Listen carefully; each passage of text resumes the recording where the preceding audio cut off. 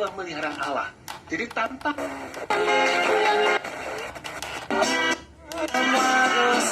kita bawa pilih penggunaan listrik dan gas.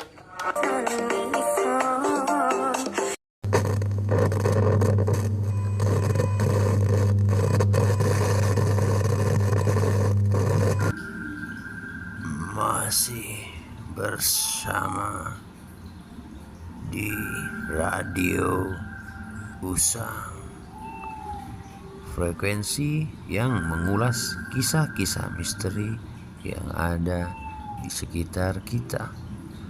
Jangan lupa padamkan lampu, nyalakan lilin, kita ngepet lagi.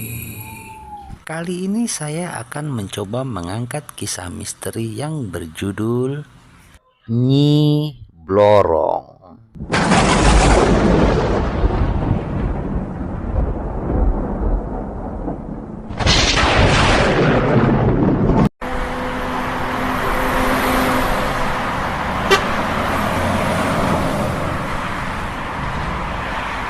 Karena dikejar-kejar rentenir dan pinjol, Komar yang seorang duda pun akhirnya kabur ke rumah kakeknya yang ternyata adalah seorang dukun sakti.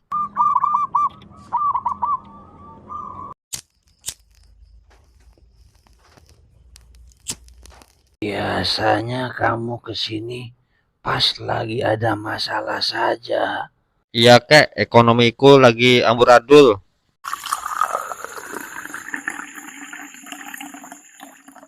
Sudah kelihatan dari mukamu. Tolonglah kek, bantu saya sudah capek dikejar-kejar kolektor. Ya namanya hutang, ya harus dibayar.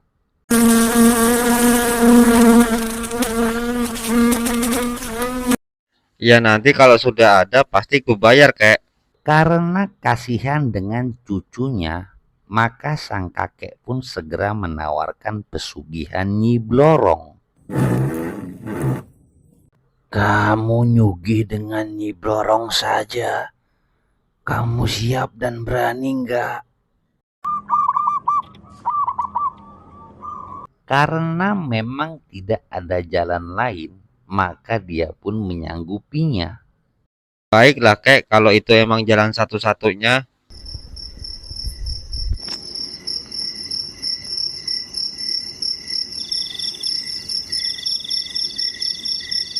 Maka malam itu sang kakek pun mengajak Komar ke sebuah goa di bibir pantai itu.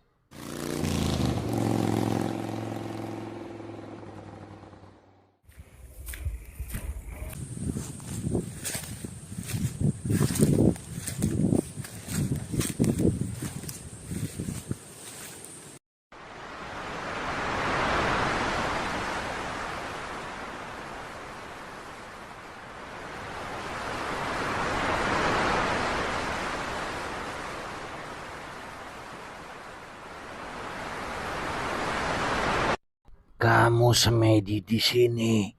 Tunggu sampai Nyi Blorong datang. Kalau dia sudah datang, sampaikan keinginanmu.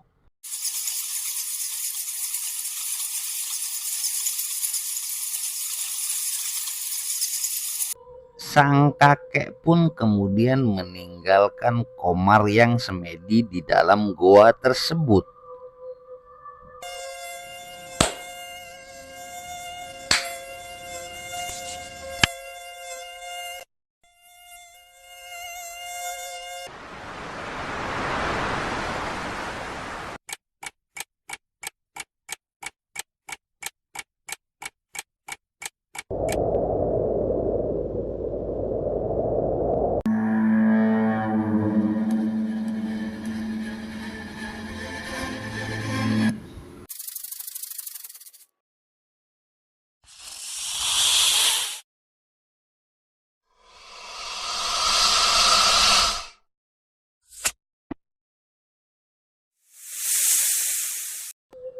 Di depan Komar berdiri sosok wanita berbadan manusia tapi berkaki ular.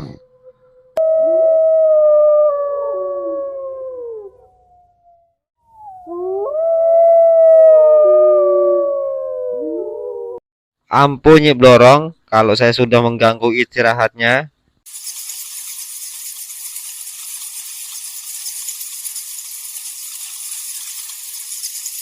Sosok Nyi Blorong itu kemudian menanyakan apa tujuan Komar datang ke gua itu. Saya ingin kaya Nyi. Maka terjadilah perjanjian antara Komar dan Nyi Blorong itu.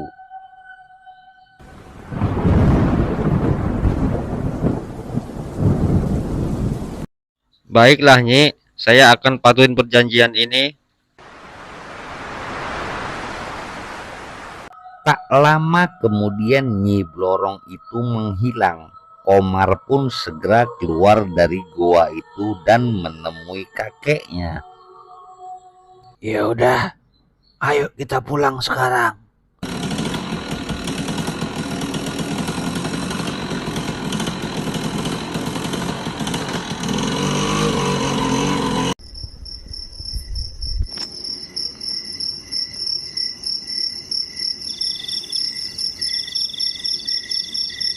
Malam itu selepas bekerja sebagai Gojek, Komar berniat untuk pulang ke rumahnya dan melakukan ritual.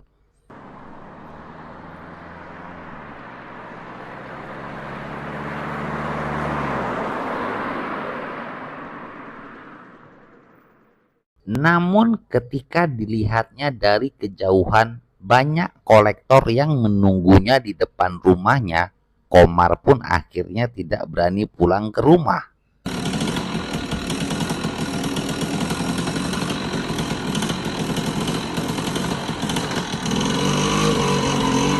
Dia pun segera mencari losmen yang sekiranya paling murah.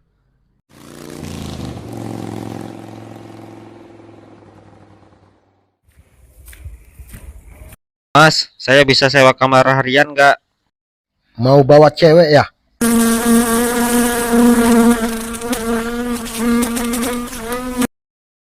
Enggak mas, numpang tidur aja. Di rumah lagi kebanjiran.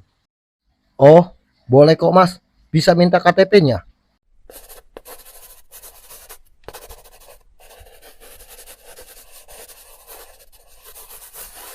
Setelah mendaftar di ruang resepsionis itu, masuklah Komar ke dalam kamar yang didapatnya.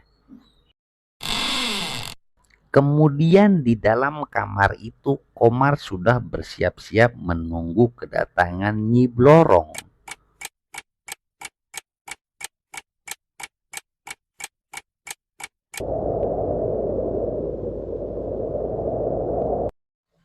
Nah, mulai harum. Tandanya Blorong mau datang nih.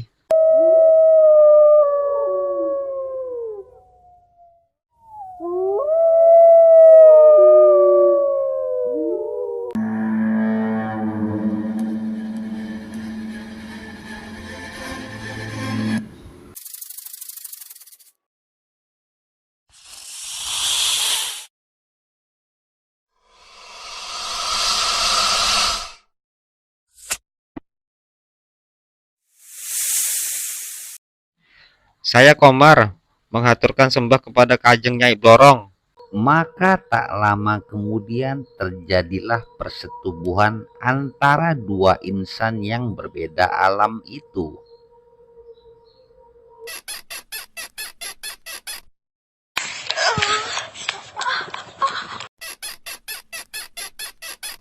Setelah selesai bersetubuh, sisik ular itu berjatuhan dan berubah menjadi emas. Terima kasih Kanjeng Nyai. Tak lama kemudian sosok Nyi Blorong itu pun hilang. Aku kaya, aku kaya.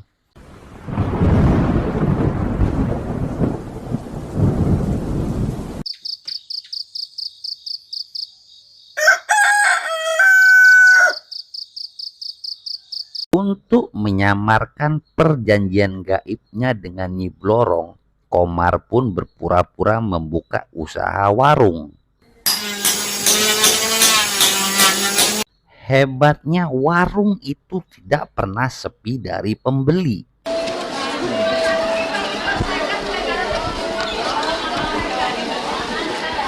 Kalau begini terus, bentar lagi gue bisa bangun mall.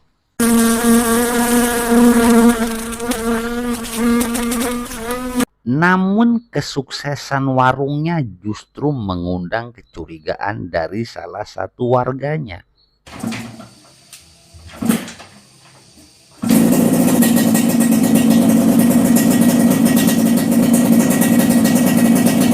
Tetangganya itu kemudian segera melaporkan kejadian yang dilihatnya kepada seorang dukun. Mbah, saya sering dengar desahan dari kamar tetangga kita Komar, Mbah.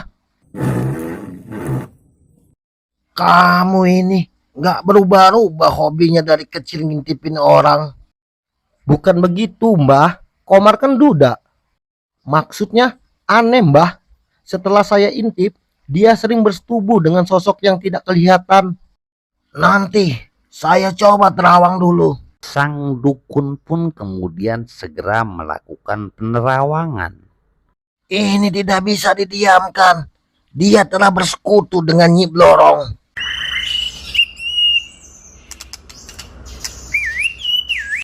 Terus, bagaimana, Mbah? Baiklah, nanti malam kita jebak dia.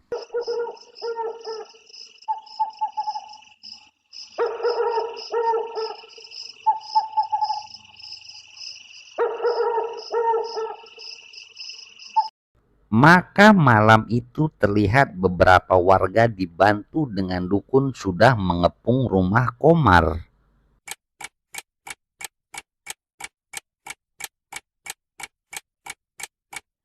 Tepat tengah malam di saat terdengar suara desahan-desahan aneh dari kamar Komar, mereka pun segera menggerebeknya.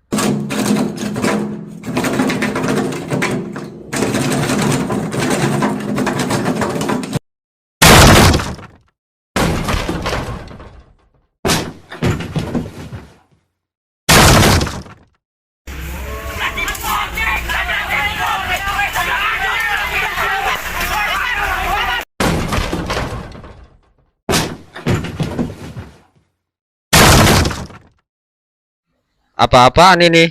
Namun semua warga itu terdiam begitu melihat sosok Nyi Blorong. Tidak ada satupun yang berani.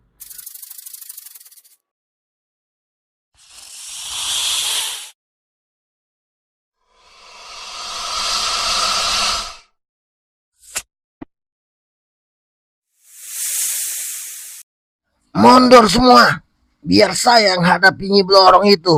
Maka dengan percaya diri sang dukun pun berusaha menyerang Nyi Blorong. Roh sejati, ojo turu pamerangan, ojo turu palsungan, turu ing panggon budak pemulik jubah.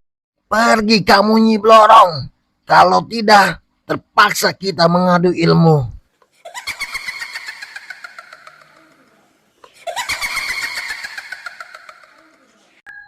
Merasa diremehkan, dukun itu pun segera mengeluarkan ilmu simpanannya yang paling sakti.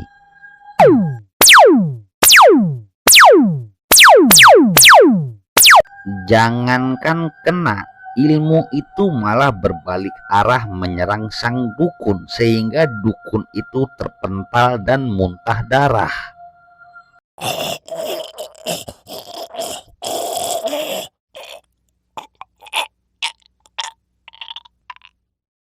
Ampun Nyai, ampun. Sosok Nyi Blorong itu akhirnya pergi dari ruangan itu.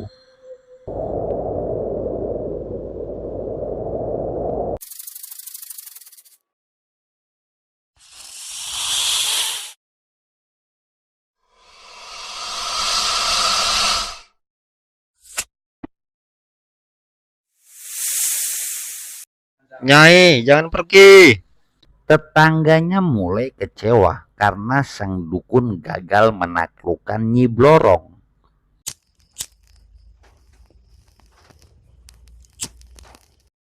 Aku nggak sanggup menghadapinya. Waduh, Jadi bohong dong katanya yang bisa mutus kontrak gaib itu. Kalau bisa main putus-putus kontrak gaib, gua udah lama ikut ritual pesugihan, bego. Warga yang tadinya hendak menghakimi Komar jadi tidak tega karena melihat Komar sudah mengalami gangguan jiwa.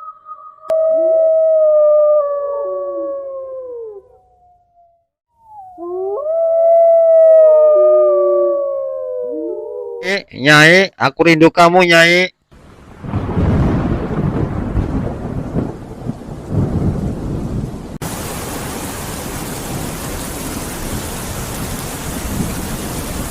Sekian cerita dari kami, sampai jumpa di cerita kami selanjutnya. Jangan lupa like, komen, dan subscribe channel ini. Terima kasih.